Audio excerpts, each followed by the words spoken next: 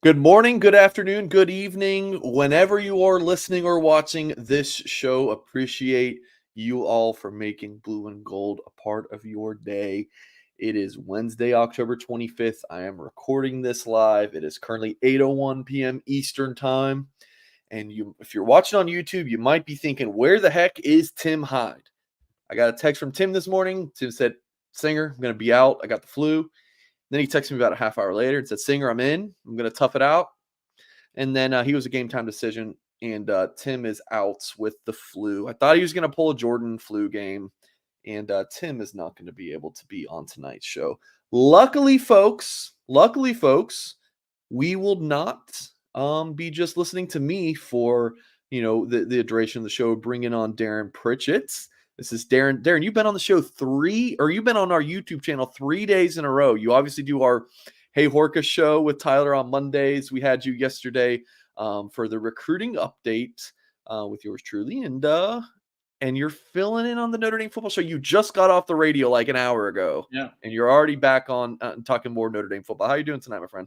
I am doing good. I appreciate the call because I was getting tired of looking at my Mercyhurst Lakers hockey roster I'm setting for tomorrow's game against the Irish. So, looking forward to chatting with you about Notre Dame football or whatever the heck we talk about tonight. How about the role reversal here? Every time me and you talk in one of these settings, it's you interviewing me. So I'm playing the host tonight. That's why I'm on the left side of the screen. And you get that side of it. So, folks, if you're watching on YouTube, of course, please hit the thumbs up, subscribe to our channel for more content.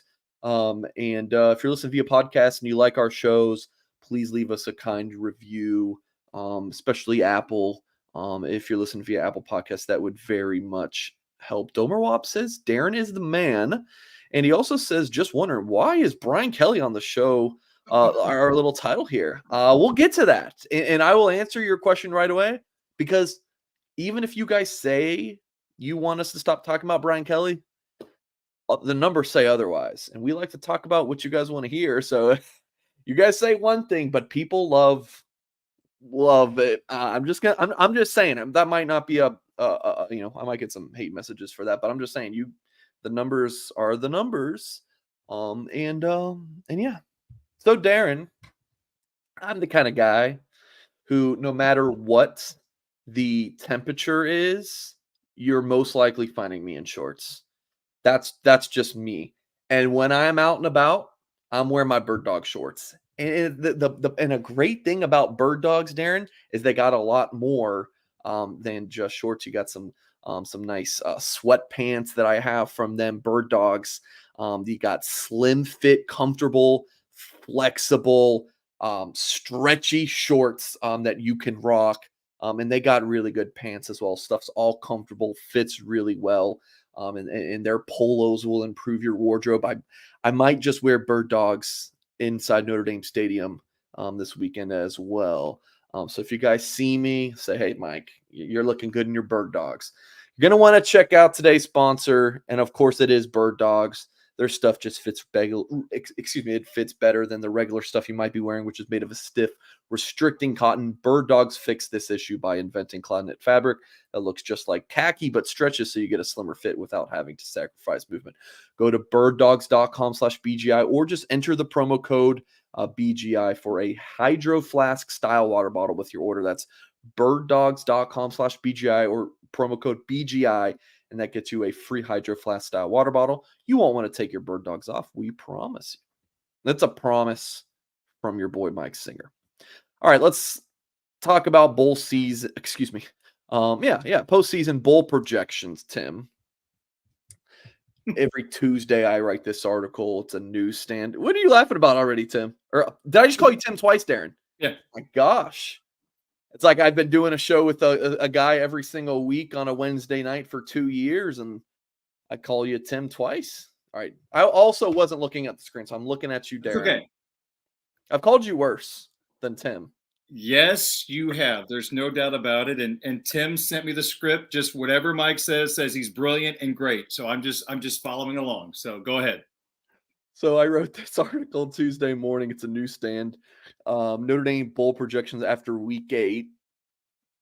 None of the bowl predictions that I found had Notre Dame in a New Year's Six bowl, which is very much on the table. If Notre Dame wins out, you got to think one of those New Year's Six bowls is going to want the Fighting Irish. CBS Sports has Notre Dame playing Kansas in the Pop-Tarts Bowl. Now, folks, they're bowl projections with 4 games left. We get it. We get it. That there's so much to be determined. Boy, can you think about the Pop-Tarts Bowl playing Kansas? This was previously the Camping World Bowl. Sporting News projects Notre Dame to face off against Utah in the San Diego County Credit Union Holiday Bowl. Utah would actually be a pretty good game, though, but I don't know about the Holiday Bowl. I'm not too fired up about that one. And then you get to ESPN's 2 projections, Darren. Okay. By the right name there. Good job, Mike. Florida in the Gator Bowl. Okay, so back-to-back years in the Gator Bowl. It was Gator Bowl last year against South Carolina, right? Yeah. Yep. Yeah. And then how about the LSU Tigers and the Relia Quest Bowl? The bowl name sponsorship stuff just really ticks me off. That's a different discussion for a different day. But I asked the question to you, and I asked this to our message board. I'll pop this up on the screen. I asked, what would you guys think about a Notre Dame versus LSU bowl game? 40% of the vote said love it. 11% said like it. 19% indifferent. 20% don't like it. 5% despise it, and then 4.3% said Ken Rockney, which is a long time, blue and gold inside joke. So a little over half are at least liking it. So I will ask the YouTube live chat if you're watching back on YouTube. You guys let me know what you would think about a Notre Dame LSU bowl game. Darren, I've been talking for a while here. I will throw it to you. How would you feel about that matchup? Well, from a media standpoint, you and I doing these type of things or having a radio show in South Bend, I want the Bayou Bengals. Hands down. Let me say this. First off, and I truly mean this, one of my favorite people that I've run across in my 25 years working here in South Bend is Mike Denbrock. Brian Kelly. Mike Denbrock is one of the great guys you'll run across. I wish all of the fans out there could spend 5 minutes with him because he's a beauty, and have the chance to talk to him again. I would love that. Second of all, I mean, come on. The drama that comes with BK, we can compare cafeterias. We can maybe ask him the name of his chef. Maybe that chef has a twin, bring him to South Bend, because obviously that made his football program so much better at LSU, that cafeteria's gotten that chef. So bring on LSU. From maybe a football fan perspective, I still think that's a fascinating game because with the way Al Golden's defense has played this year, taking on that offense with Logan Diggs at running back, Mike, I just think there are some great football drama to build out, even away from BK. I think it's a great opportunity for Jared Parker to put up some big offensive numbers against an LSU defense that can't stop anybody right now. So media standpoint, it's LSU. From a fan standpoint, I think LSU goes in a group of 3 or 4 teams I would love to see Notre Dame play. So LSU lost the season opener against Florida State, 45-24, beat Grambling State 72-10, blew out Mississippi State on the road, beat Arkansas by 3 at home, lost to Ole Miss in a fun shootout on the road, beat Missouri on the road by 10. Missouri's a pretty decent team this year. Blew out Auburn at home, and then blew out Army at home. This weekend they have at Alabama versus Florida, and then obviously the 11th, and then Georgia State and Texas A&M to wrap up the season. So Brian Kelly's Bengals currently at 6-2. Do you think that Tigers? Poll you read, Go ahead. The poll you just read, I know I hate to speak for people, but do you think a big reason why a lot of people don't want to see that game is the fact they might lose to LSU? The thought of that? All right.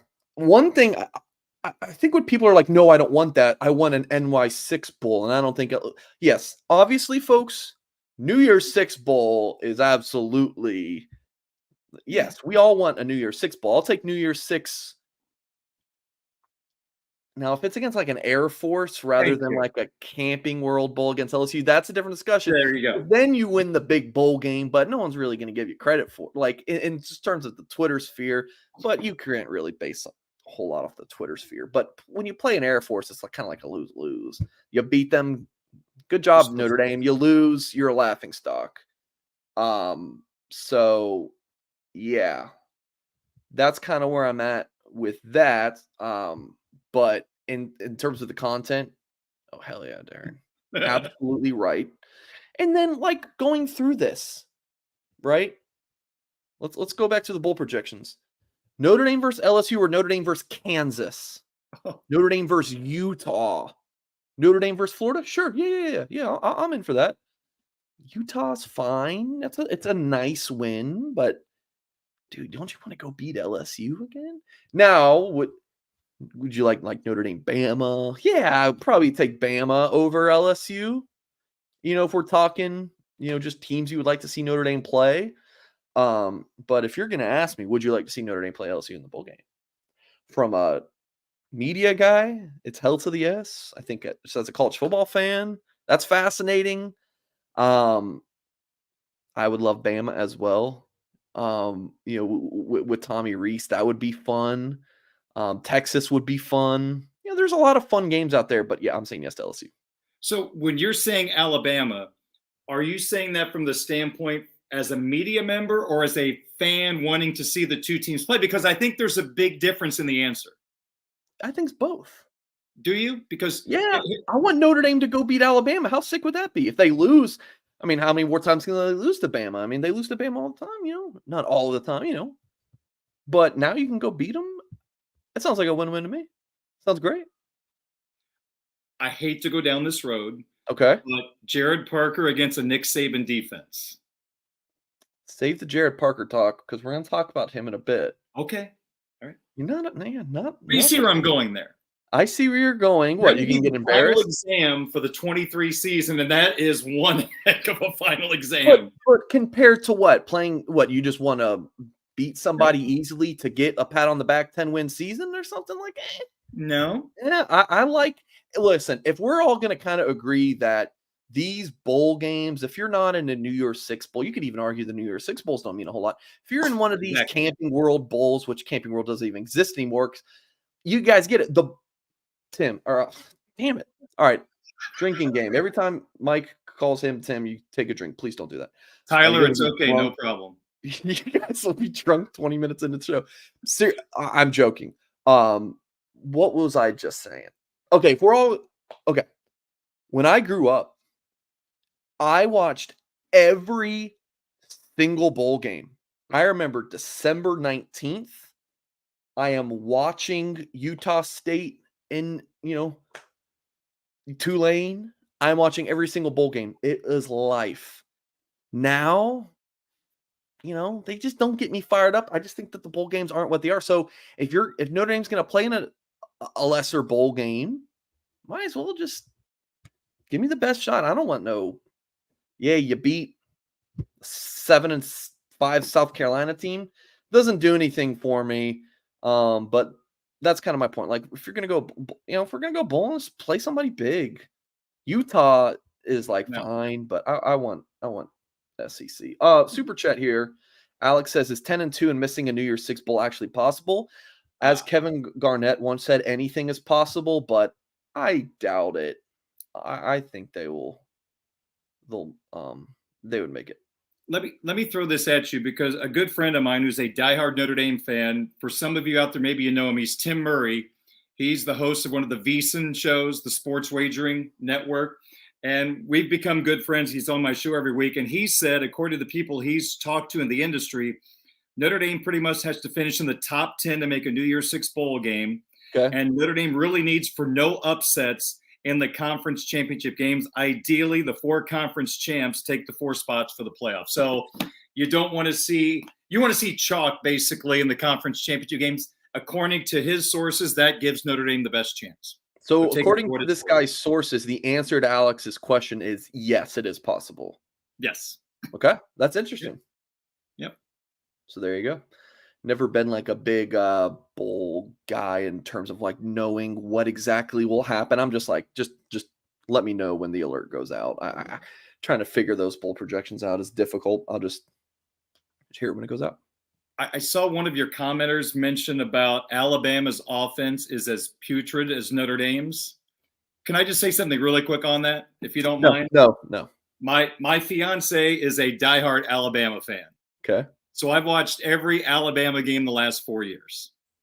And I've joked with her, she listens to my show every day because she's actually in another state right now, that she was the smartest Tommy Rees, Tyler Buckner, Alabama fan in the country because she's listened to me talk about them for the last couple of years.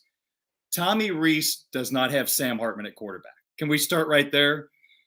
Milroe is not a guy that throws the football well. He throws the deep ball well, but I don't think he sees the field well. So he's dealing with a quarterback that he inherited that doesn't have the abilities of Sam Hartman. The offensive line is a mess. The running game's still pretty good. Now, I'm not saying poor Tommy because, as you know, my favorite recruit, as good as anybody in the country, but I know Tommy takes a lot of garbage down there, and some of it he deserves. He should run Milroe more because that's his number one asset. I wouldn't call Alabama's offense putrid like Notre Dame's because Sam Hartman's a pretty good place to start. Yeah. Interesting. Fiance, a diehard Alabama fan. She listens to all your shows, though. That's pretty cool. So, yes, she knew everything about Tommy Rees. When she found out he was the offensive coordinator, she did this. Dropped her head. So now the rest of the Alabama fan base feels some of our fan base is pain now. So if you are just joining us, or if you haven't done so yet, hit the thumbs up on this video. If you're, I think you just need to be logged in with a Gmail or you make a YouTube account. It really helps support what we're doing here at Blue and Gold. It's for the algorithm, basically. And subscribe, of course, so you don't miss any of our content. That is 100% free. So the best thing about my days here lately are waking up and whenever I can, as soon as I can, get on Twitter and just see what new things are going to unfold in the Michigan sign stealing drama. I feel like a kid at Christmas, but I'm getting overwhelmed with so many gifts. I don't know what to do. Darren, I like to pop up visuals on our YouTube show. Pop up some tweets talking about it, whatever. I have nothing to pop up because there's so many things. Every few minutes, there's something new happening with Connor, the sign-stealing stallion. I don't know what to pop up on the screen, Darren. I don't.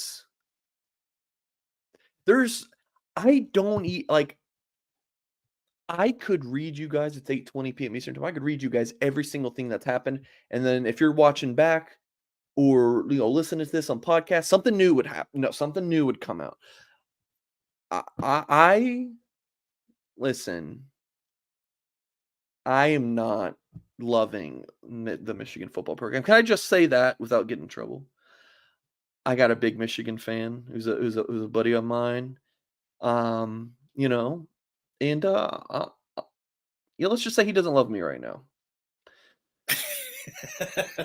So, Dan, what is your reaction to all of this? Where do you land? Because I saw Colin Cowherd talk about this is not a big deal and all that. Like, where do you land on that? You heard Deion Sanders' comments, even Matt Rule at Nebraska. Like, where do you land on some of that stuff? Before I give my opinion, let me just say this. Okay. We're hearing one side of the story at this point, and it's heavily filled with evidence to show that they're guilty. Michigan has to stay quiet, so I'm going to try to be fair and say I'd like to hear their side of the story, but it's probably not going to matter. They're guilty. I think, first off, Mike, that the fact that this is possible seems just kind of ridiculous because with the technology, we can put all these speakers in the quarterback and defensive captain's ears and just send in the play that way. So rather than having all these signs that we hold up, we could be just like the NFL and some high school teams. So I feel like we're behind the times. You just said high school teams. What's that? You just said high school teams, huh? Like high Yeah, school teams are doing yeah, this. I heard a coach talk about it. Yeah, It was and Rule that colleges are said it not. actually. Yeah, yeah, yeah. So I think with all the problems we have in the NCAA, the fact that this is a rule feels kind of silly in a way, but I also understand why it is a rule. If it is a rule, then it is something that is punishable. But I've read they don't know really what the punishment is because there's no precedent for this. I am just going to be fascinated to see. I'm trying to put myself in the shoes of a college football playoff selection committee member. How does this Mm, factor into your vote? Because if they are truly breaking rules to break the code using video to steal signs and figure out what they are, then that is a major advantage. If you are sitting across the field from them and you figure it out, Mike, that's fine. Like, we'll agree. yeah. That's fair game. We always wondered about Brent Venables at Clemson. Was he stealing signs? That was a debate when Notre Dame played them. But Mike, this is a major advantage. The videotaping. If the picture we see is true and not doctored, that the Stallion guy's play sheet had the signals of the coach in the Ohio State game, and we see the video of him talking to the defensive coordinator when Ohio State makes a change, that's a major, major advantage. And I grew up in Big Ten country, grew up an hour and a half from the University of Illinois, so I feel about Michigan the same way every Notre Dame fan does. I'm not picking on them. I would say this if this was Kansas State or Vanderbilt or Notre Dame, Mike, to be honest with you. You can't do it. It's an advantage. And if all this is true, I think there's really a conversation that needs to be had if they are a true playoff team based on what has happened. Mm, mm. I love it. If true. I mean, if I'm you're a with voter, yeah, how do you look at them at this point? yeah. Their hand might be forced if the NCAA says, if there's a postseason bowl ban, or if the NCAA says, hey, we don't find this that serious, then I think the playoff committee will kind of just go based on what the NCAA kind of says about this. But when are we going to have something from the NCAA side of things? It's crazy, Darren. Have you seen like message board posters have been talking about this for months? Have you seen that? Yes, and I will say I have a very, very good source that recommends to the media, go back and check at some of his other stops, including the NFL, for what it's worth. The sign stealing stallion? No, Harbaugh. And what Oh, I'm just saying, just what I was told by someone who knows a lot. So okay. Okay. we'll see. I agree with you in it's a big advantage. I don't know why people are saying it's not. Um it just is. And I understand, I think Howard actually kind of explained this well, that some of the stuff and like why these rules were implemented was kind of outdated.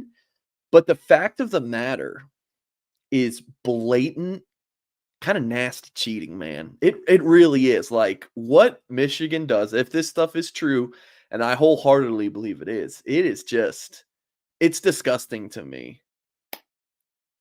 If this is true, and if it's true, it's been going on for 3 years. He's 33-3. Mm. And when they weren't doing it during that COVID season, you remember that COVID season for Michigan? 2-4. Mm. I think it's going to be a heck of a debate. They've got to get this finalized, what they're going to do before we get to December 1st. Because this is a game changer for a lot of teams the last couple of years. And have they played the competition this year that they really need to do this? Oh no, UNLV. No. Hey, they're a bowl team. So yeah. And he hasn't lost to Ohio State since this supposedly started. I don't know. My favorite thing about this, among others, is that the sign stealing stallion got suspended with pay. As I posted on our message board, what are they going to spend him without pay? He's the fall guy. I don't think he's maybe he is the brains behind the operation, but still, the staff seems like it was very complicit. And I am not judge, jury on this. I'm just, the Notre Dame media guy who's enjoying this. But those coaches were involved, in my opinion, from what I've seen. And I haven't heard this, and I like to hear it rather than read it because, context. But our old friend Brady Quinn came out on a radio show, on his national show, and said, this is happening all across the country. This isn't just Michigan. So that opens up a big old Pandora's box. So, I mean, it's the Astros all over again, it feels like. Yeah. So, Wow. I don't know. It's fascinating. We talked about this with Goolsby. Like, I would be surprised if Notre Dame was doing this, but it's just like a nice thing that, like, a reminder that, you know what, Notre Dame runs a good, clean program. Maybe some of you are like, I don't care. You ain't cheating. You're not trying.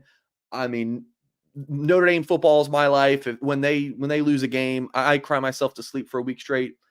But like, that's, I think, something you like about Notre Dame for most of us is like they run a good, clean program, the graduation rates, the academic standards. Like, at the end of the day, football is entertainment. And 4 for 40 is real. You talk to Notre Dame grads, 4 for 40 is very much real. So football is not life, and Notre Dame players do well after they graduate and are done playing football. So that's kind of my last thought on this. Anything else, Darren?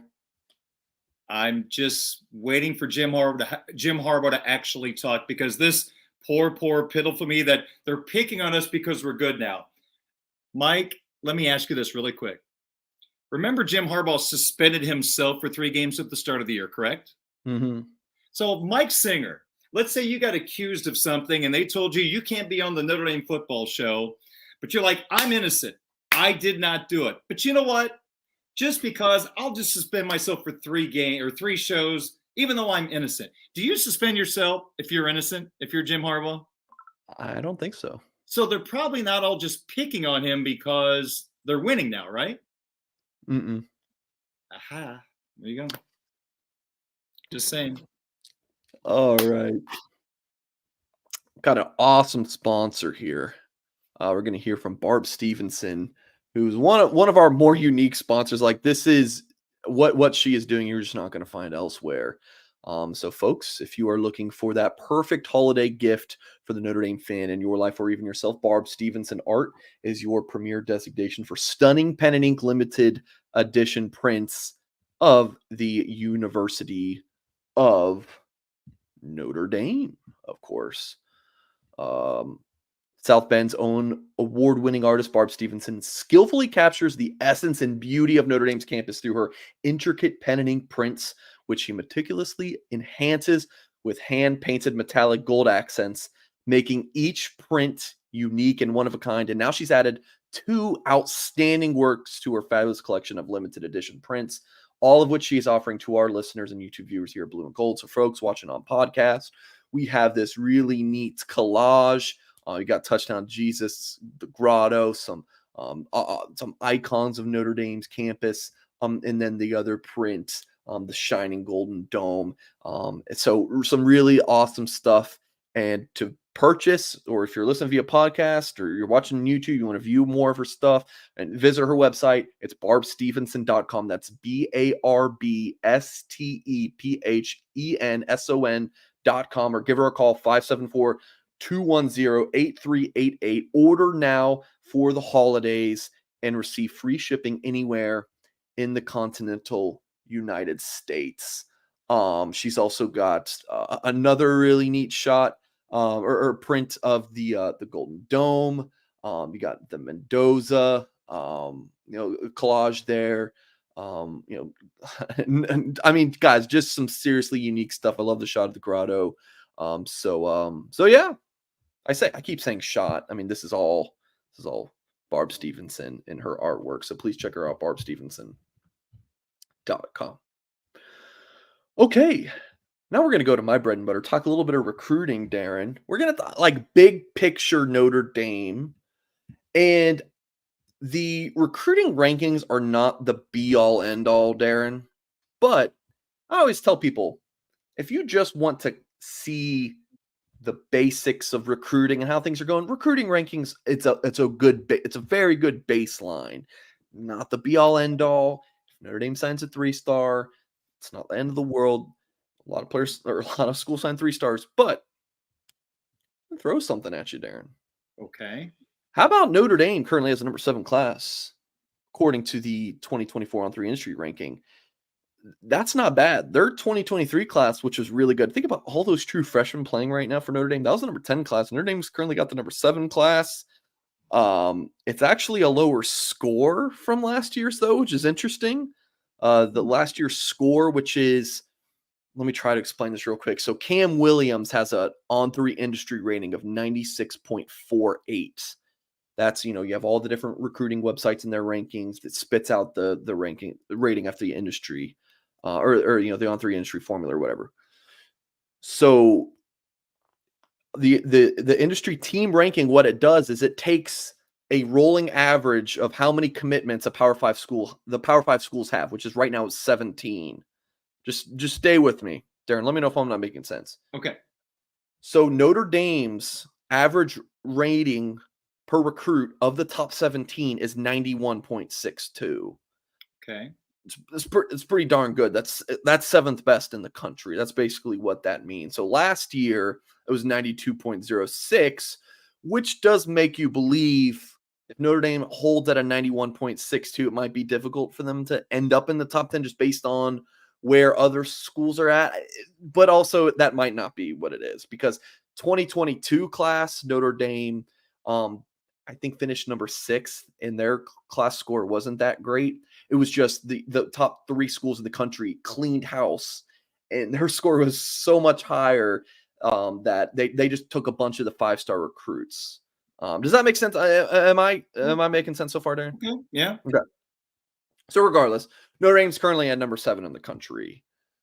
That would be, if this holds, let's just say they signed the number 10 class, 3 straight years of Notre Dame signing top 10 recruiting classes. That hasn't been done since, I believe it's 06 to 08. That's a hot minute. Brian Kelly never did this. You're going to tell me Marcus Freeman's going to do it in his first 3 recruiting classes? And yes, I'm giving him the credit for the 2022 class, because Kelly didn't really do a whole lot. So Kelly only signed back-to-back top 10 classes once in 10 years at Notre Dame, or 11 years at Notre Dame. So if we're going to talk, again, not the be-all end all these recruiting rankings, Darren, but that sounds pretty good, right? Promising.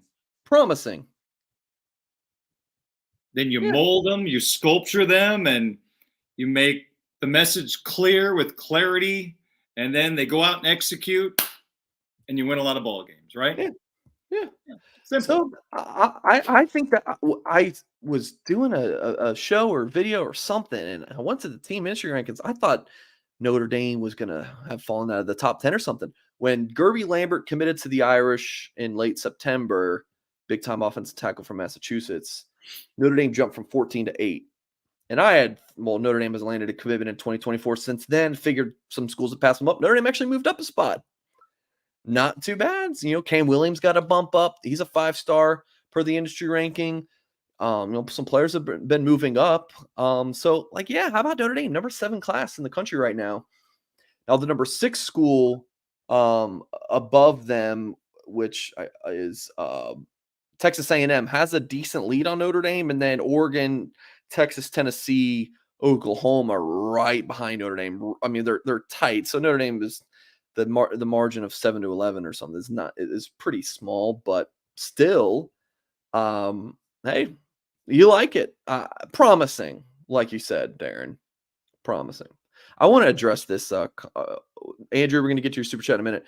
Jason says Mike is the face of On 3 Bad Rankings. I mean, I don't really do any of the rankings, but I just want to throw this out there. You're probably thinking, Jason, CJ Carr. Yeah. Right. And I'm with you. I don't agree with the CJ Carr ranking. But I just want to ask, for Deuce Knight, On 3, do you hate On 3's rankings when they have Notre Dame's other quarterback commit ranked, the number 29 overall player for quarterback compared to 24/7, 202 and number 10 quarterback? So all I ask, Carl, is, you be fair and you give 24/7 the same crap you give me. Because I don't know if you guys do. That's all I'm saying on the recruiting. I could get fired up talking about these things Well, because you guys think that how dare you rank my players lower than they should be? Um, but guys, like they're just well, recruiting rankings. Like we can't get too upset. They're just recruiting rankings. Fine baseline. These things average out. That's why we like the industry rating because it averages it's just opinions at the end of the day. So you guys, if you guys don't like On3's ratings, then I guess you don't like Deuce Knight because he's ranked very yeah. high according on 3. I'm just going to say two things really quick. Number one, I'm not on Mike's payroll. I'm not in his will. But I do know as a fact, since we've worked together for a good number of years, that if there are players that you are following in the recruiting process that are committed to Notre Dame, that you will go to bat and say to the On3 top of the line recruiting people, I think you have this wrong, and here is why. And you lay out why you believe that Joe Smith, a 3-star linebacker, you believe he should be a 4-star. You will go to bat and see if you can convince him. In fact, CVA, is that his initials, the linebacker? Kingston. KVA. Yes. Wasn't that one of the guys you said, hey, I think you guys need to reevaluate it? So you do what you can in offering your input. And so I appreciate the fact you're willing to say, hey, guys, I think you need to evaluate this. So I want Irish fans to know you don't just settle on some of these choices. If you think there's a mistake, you go after it as best you can. Yeah. And number This is the two, thing. It's like I understand the rankings. I did not see myself get on a rankings discussion. sorry, Just no, it was me. I queued up the comment. I disagree with a lot of these things as much as you guys do. It's just the Andre hates Notre. It's just like you got it. At the end of the day, it's the subjective opinions. Jamarcus Russell went number 1 overall because NFL scouts and coaches and GM thought that was right, and that didn't work out, did it? I mean, think about it's their opinions at the end of the day. But anyways, well, the number 5 pick in last spring's NFL draft, Devin Witherspoon, he was a 0-star. He was 5'8", 143 pounds, and he went to Illinois. He was the only school that offered him, and he turned himself into a good football player. So credit to players. Sometimes they make themselves better along the way, and it looks foolish at the end of the day. How can this guy be a 0-star? Well, he was 142 pounds leaving high school. Yeah. $5 from Andrew. Thank you. He says, Mike and Darren, thoughts on Merriweather being listed as backup? I mean, he is at this point. So my thoughts, I'm surprised Notre Dame updated their depth chart because they usually don't do that. Significant, or will he see a bunch of snaps anyway? I'll pull up the snap counts, Darren, and read them to you guys. It was not a lot last week, so maybe something's changed during the bye week, but he's not playing a lot. I mean, he didn't play. Hold on, Merriweather. I think he had 25 snaps against Duke, I want to say. A couple of, or is it Louisville? One of the two. I can't remember. 16 against USC, 25 against Louisville. And that's down from 63 against Duke when, Notre Dame had no one available at the receiver position. Snaps are going down. I still really think Tobias Merriweather can be a great talent at Notre Dame, but it's just not clicking right now for him. I appreciate the fact that Jared Parker and Chancey Stuckey are not staying with the status quo. I agree with you. I think Tobias has great potential, but due to inconsistencies and people getting healthy, Mike, I think they're trying to find something different because I'll just put it this way. I felt like, Mike, when Sam Hartman came to South Bend, he was the potion to take care of the disease that had been teams loading up the box to take away the run because they weren't scared of Notre Dame throwing the football. And unfortunately, due to some schematics and due to some strategy and due to some execution, we're kind of right back in that spot. We've made Sam Hartman look normal, and I can't believe that's happened. So, Mike, they've got to do something at the wide receiver position because if you're going to loosen up a defense, what's one way of doing it? Deep shots, like Yeah. Milroe. That's the one thing he can do at Alabama. He can throw the deep ball. They've got to figure out a way to loosen up defenses, or teams are going to play copycat and just keep doing the same thing, Mike. I mean, you got to switch up the wide receivers to try to give yourself the best chance to make plays in the passing game, or Ardrick Estime is going to see 8-9 hats in the box nonstop. It's not like everyone's talking about the deep ball. It's not just that, it's anything down the field, like Fair, 10 yes. yards, like anything really in the passing game. If they're taking away the run game, you just got to be able to throw the ball. Deep shots, hell, bubbles, screens, hitches, curls, digs, anything. Give me anything. Yeah, Slant, anything. So that's. But yeah, I think it's significant. Again, you don't see depth charts change much during the football season. No, at all. Hell, even injured guys will leave them on there. Like, so I thought it was pretty interesting coming out of the bye week. Did not see Notre Dame doing that. It was happening to Tobias already, but it just kind of looks more official since it's on paper. Yeah. Ian says odds Kingston flips to Bama. Saw Woodyard pushing hard. I mean, I just looked at Peyton Woodyard's Twitter and didn't even see anything. I would be stunned. I think if he's gonna, if Kingston were to flip, I would imagine it would be like a close to home thing. He went to Notre Dame for USC and Ohio State games. I don't think Kingston's going anywhere. I'll ask around for you, but I don't. I have no odds for you. I just don't see it happening. But stranger things have happened in recruiting, but do not see that happening. What's up, Darren? Just what you said.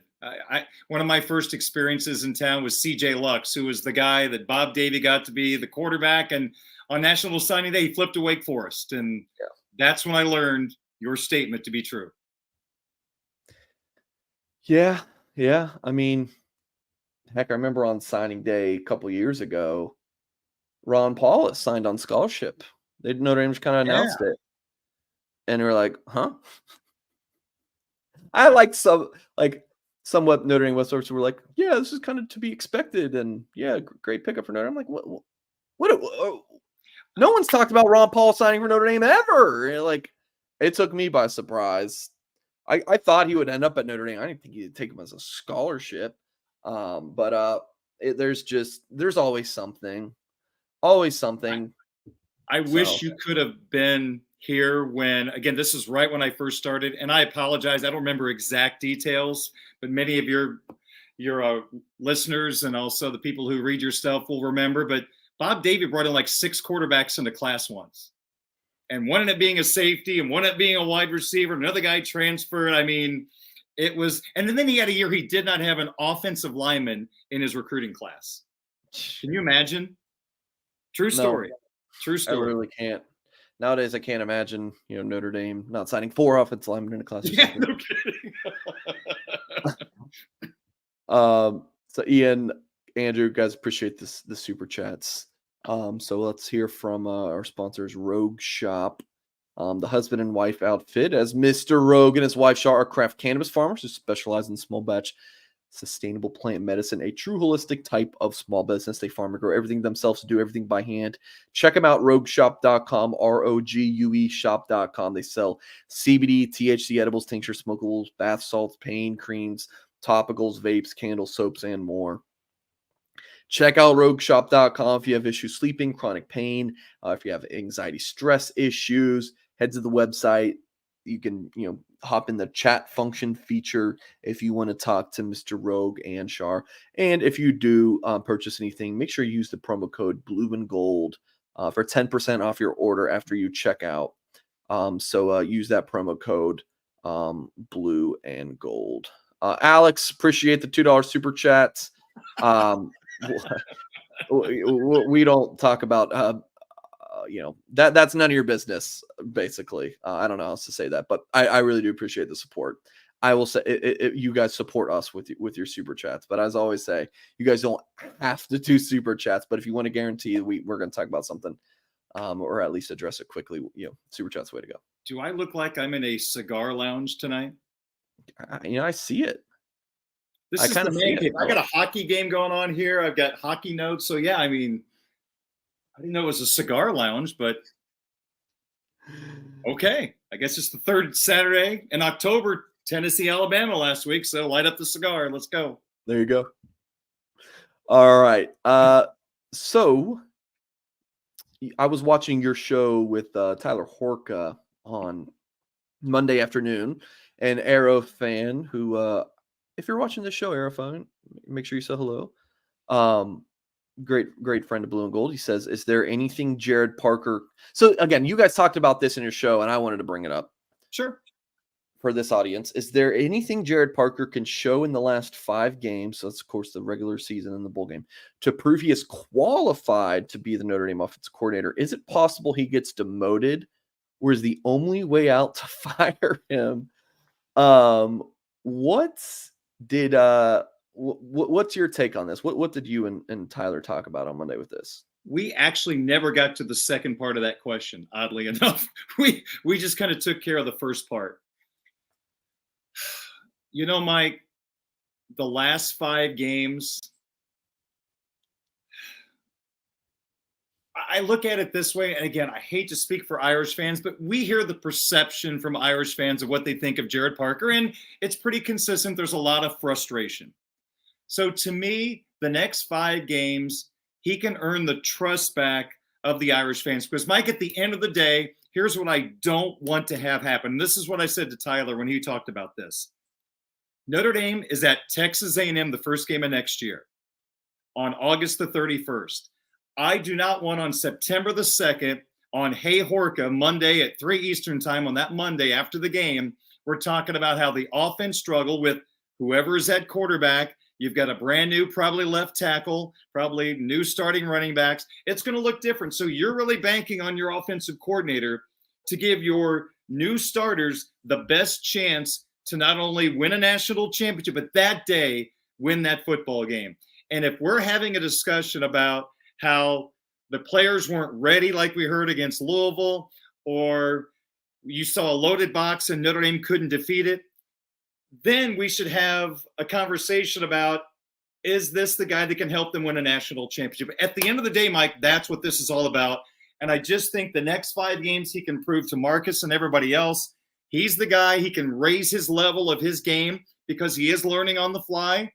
And hopefully we're not having that discussion I just mentioned after the Texas A&M game because, Mike, isn't it fair to say for a first-time offensive coordinator to have a 6-year starting quarterback is a nice luxury. He knows a lot of things, and he had to learn a lot here. But next year, if it's Steve Angeli or if it's a young quarterback or if it's a grad transfer, you really need that offensive coordinator to be the guy having everybody ready to go. And you just hope that's the case. And I think right now, after that Louisville game, everybody is a little uneasy if that's going to happen against the best competition. Okay. Yeah. Okay. Yeah. Sorry, that was long-winded. Yeah. You look at this, like I've been reading this a lot. Like it's very complicated yet very, very simple kind of answers here. Is there anything Jared Parker can show in the last 5 games to prove he is qualified? If I say man box. If I say yes, am I like confirming that I don't think he's qualified right now? Because at the end of the day, Marcus Freeman determined he's qualified. Like that's Marcus Freeman hired him. Jack Swarbrick signed off on it, I'm sure. Like that. So Marcus Freeman thinks he's qualified, and that's really all that matters, which is kind of what goes into your second point. Like if Marcus Freeman deems that he's no longer qualified, basically, then he will either get demoted or he'll get fired. Like that's just it. Can he, like, if Notre Dame just goes on a tear and they figure things out the last 5 games of the season, then he can show that he's maybe the dude for next year. But if it stinks, then you got to think he's on the hot seat. Like that's kind of where I'm at with it. Can I take this question and tweak it a bit for you? Okay, go ahead. Based on, and there's a lot of rumors, so I'm not going to get into that, but based on the offensive coordinator hiring process last off season, are you confident that even if Marcus wanted to make a change, he would be able to get, or the university would get the high-priced upgrade that he would think he would need if he went that direction? I have no idea. See, I and don't that's know. a part of it, though. I don't know. Do You you can't know? make a neutral choice. I mean, you can't just I don't it's know. gotta be a home run. Yeah, I don't know. Do you know the answer to that question? No, I don't. Yeah, It's I don't know. if I knew the facts of the whole Ludwig thing, maybe I could answer it better, but Yeah, that right. That's part of it. I will throw out there since I've been covering Notre Dame. yep, First season was 2019. Notre Dame's had 3 offensive coordinators. Chip Long got ran out of town after the Michigan debacle, right? You know, fair. Yeah, basically, right? And you okay. guys were all off on Chip Long. Our YouTube chats didn't love Tommy Rees last year. Get Tommy Rees out of town. And now it's Jared Parker. Just run every offensive coordinator out of town. Well, I mean, if I were offensive coordinator, I'd get ran out of town. If our Lord and Savior, you know, was the offensive coordinator, he would probably get ran out of town. That's kind of my thing. Is just being a college football fan for so long, NFL fan and now in the media for the past decade, like the offensive coordinators just always get blamed. yeah, And like play calling, I'll go back to the reverse. Was it? I think it was a USC game to Jordan Faison. Remember that reverse? loved it. First down, loved it, right? If that play didn't work, what are we saying? Why the hell is Jared Parker running a reverse to a walk-on true freshman? What the hell are you doing? Run Audric Estime at the gut, right? And then what? But it worked. So I just think it's tough to be too critical of coordinator. That I'm going to get slammed for that. I understand, but that's kind of where I land on. There are schematics that need to get better, but Mike, wouldn't Jared Parker's job be a heck of a lot easier if wide receivers were consistently getting separation? Okay, so that's why I felt like if you're going to criticize Tommy Rees for some of the offensive things, he was the coordinator. I mean, he was the coordinator, right? If you're going to criticize the quarterback play, he recruited the quarterbacks. I mean, Jared Parker, this is his first year as coordinator. I mean, you can't really put a whole lot of personnel blame on him. So let's see. I mean, yeah, I don't know what play call, like how much differently some things he can do when his receivers just can't get open. Like, what are you supposed to do? So I'm with you guys. Could he be doing some things better? Absolutely, I'm sure. But I'm not like fire him, get rid of him. I mean, I was talking to sources preseason. I remember sitting down and be like, "Hey, what do you guys think about Jared Parker?" And it's like, he's a dude. Like, he's a really good offensive play caller. Like, he's gonna have a great year. And it hasn't been great here lately, but like I think it's just tough. Like it's a tough spot. I made this reference, I think maybe with Tyler on my show tonight when we were talking about this, but schematics is something that an offensive coordinator can use to beat, for example, what we're talking about, teams loading the box on the Irish. And I go back to the Tennessee game this weekend with Milton at quarterback. The offensive coordinator or head coach who calls the plays got their best wide receiver, I think his name is Squirrel White, lined up on the Alabama outside linebacker. And there was no safety help because I think they flushed out that side of the field. So it was the speedy Tennessee guy against the outside linebacker. And who won that battle?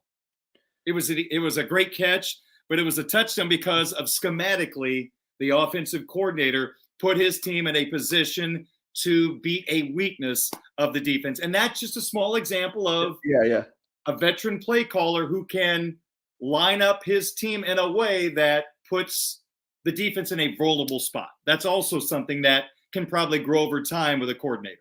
Yeah, I agree. Like I said, I don't think he's doing far from a perfect job, but just like knowing college football, like and like being able to, I like to think, have some objectivity and put some of the passion of just fandom away on this subject. Like it's just hard to be too critical of a coordinator. And your point there, I would argue, and again, that was a very specific example, that Alabama screwed up more having letting that happen than, but Okay, that's fair.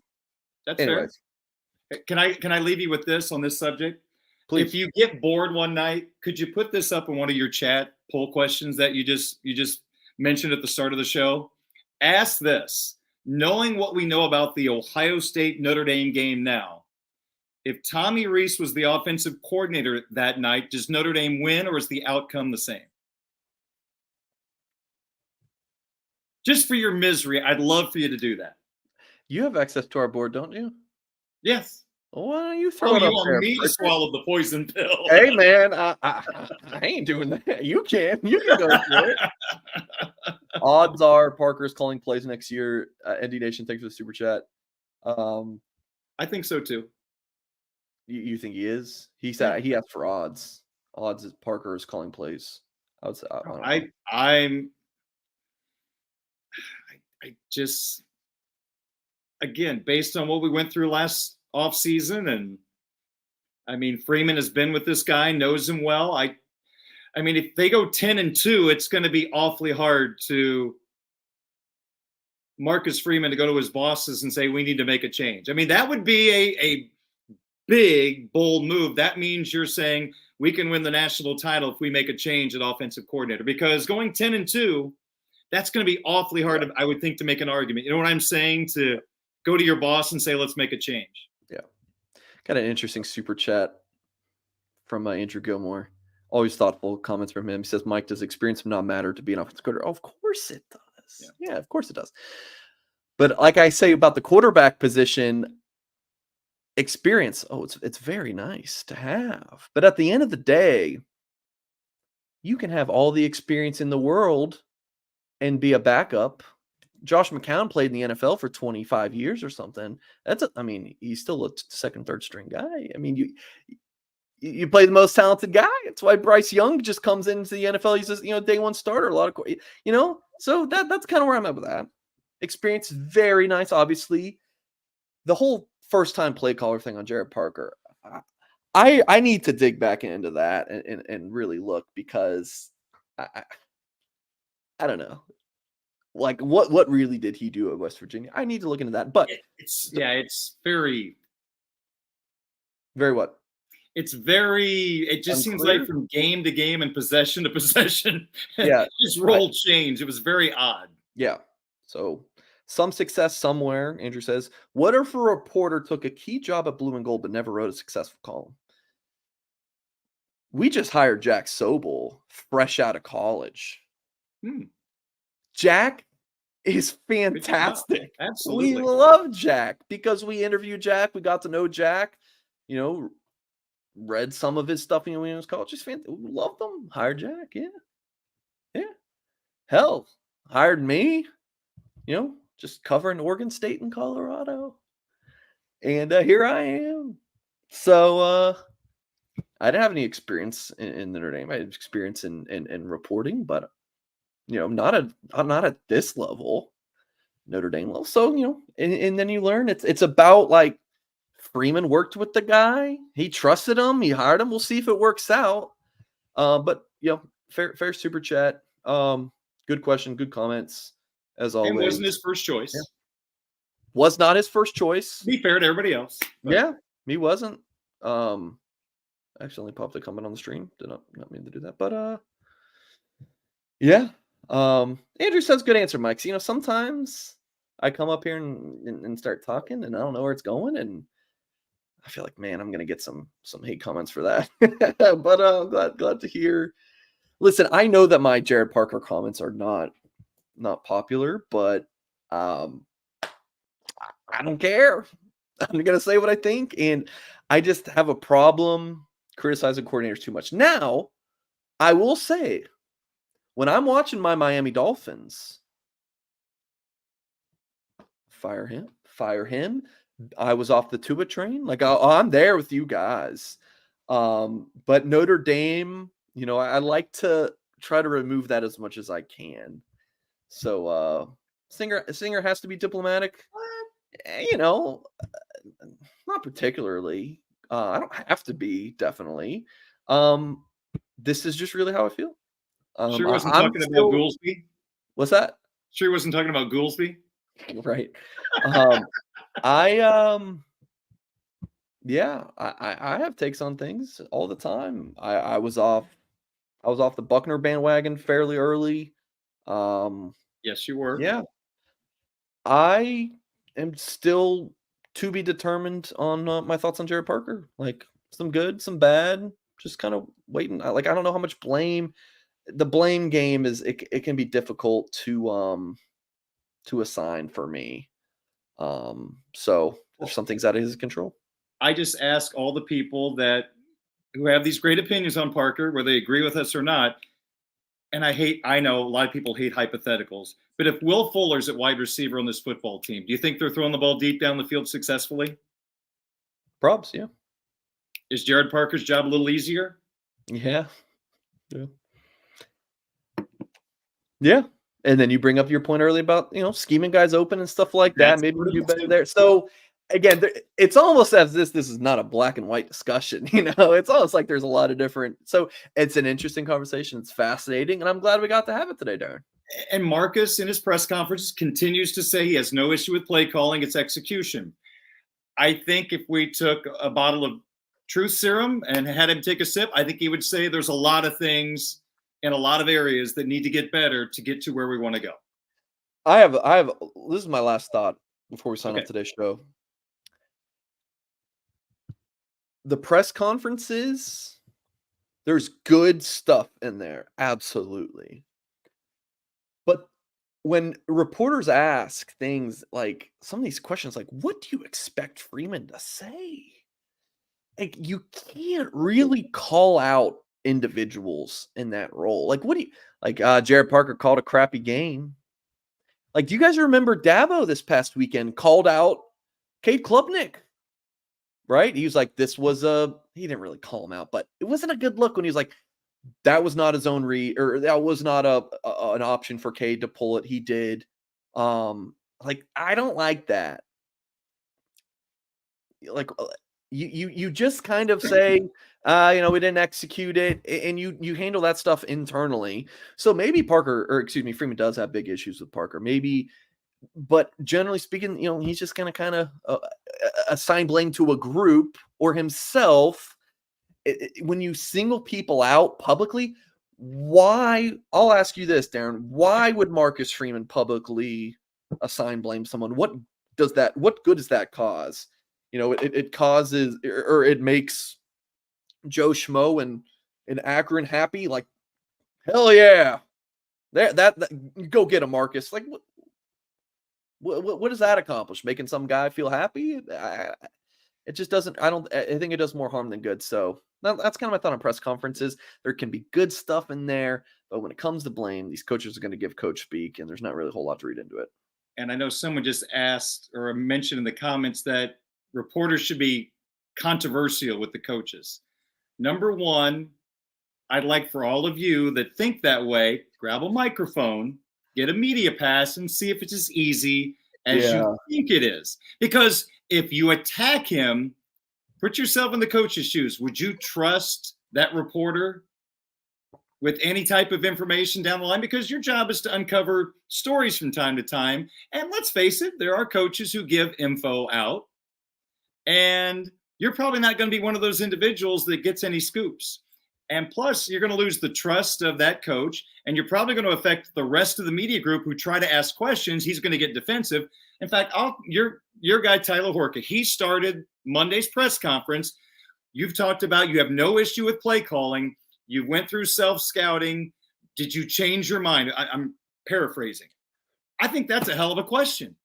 He gave him a chance to say, you know what, I reviewed it, and I think the play calling needs to be better. I think execution. But no, he stayed with his answer.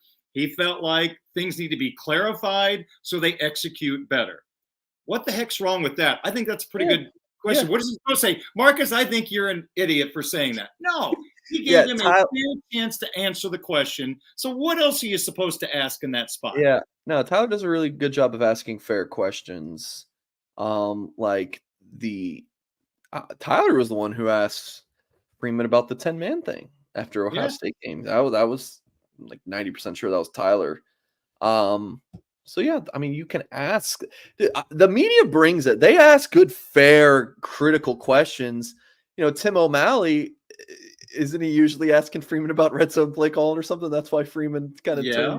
turned it on him or whatever it was. But when Marcus went for it on 4th down with 10 minutes to go in the Louisville game, down by 13 points, whatever it was, and he said it was a percentage decision that he made.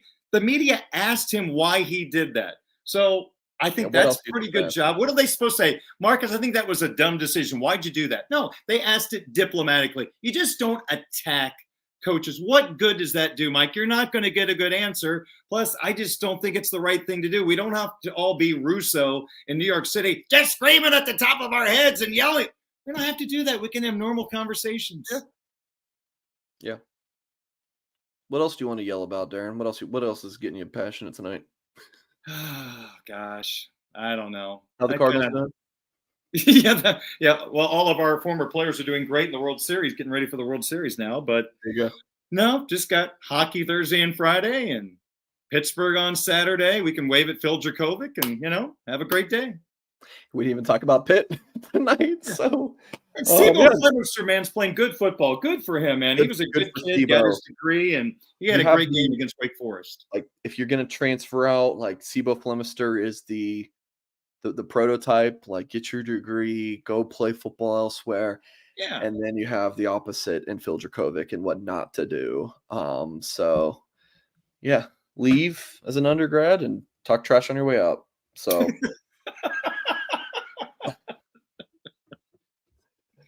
I love it. So was that very diplomatic, by the way? Okay, anyways. We're going to sign off there. Darren, appreciate it. You got about 2 hours notice that you were doing tonight's show and about 3.5 minutes to prepare. So I appreciate your time tonight. And for folks watching on YouTube, listening via podcast, we really appreciate you all as well. Hope you either learned something or enjoyed the show, whatever it is. Hope that you took something away from this. And yeah, guys, we appreciate you guys for tuning in. We're going to sign off there. Appreciate y'all for watching. And as always, we will catch you next time.